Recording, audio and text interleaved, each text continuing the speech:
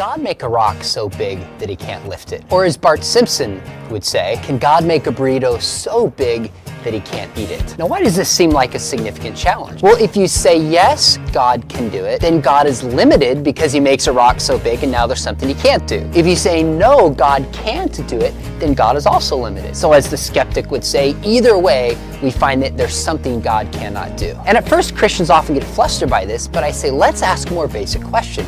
Can God do anything? And usually when I ask audiences, especially young people, can God do anything? Every hand shoots up because we want to say, no, you can't limit God. And then I'll bring a volunteer up and I'll say, all right, I've got a task for you. And I'll take a paper clip. And what I'll do this paper clip is I'll say, all right, can you bend this into a square circle? Now, half the time, the student will actually try to do it and then give up pretty quickly.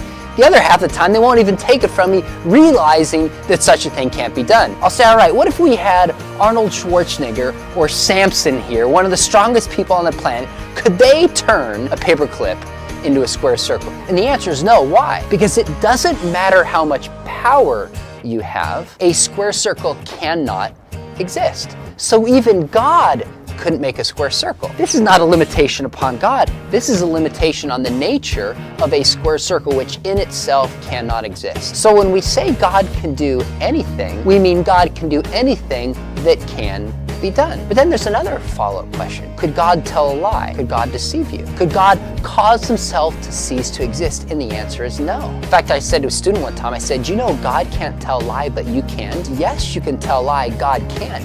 That's not a strength. That's a weakness.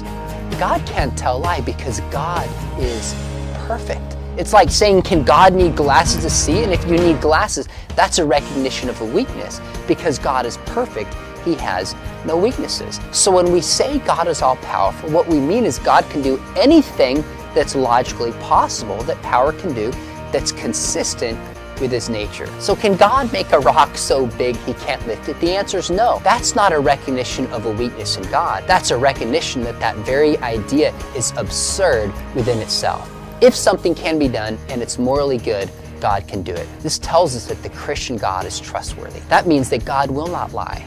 He will not deceive us. Even though people around us will, and we ourselves at times have done things we know is wrong, God is the only one who is always good and uses his power for that end. That's a God worth trusting.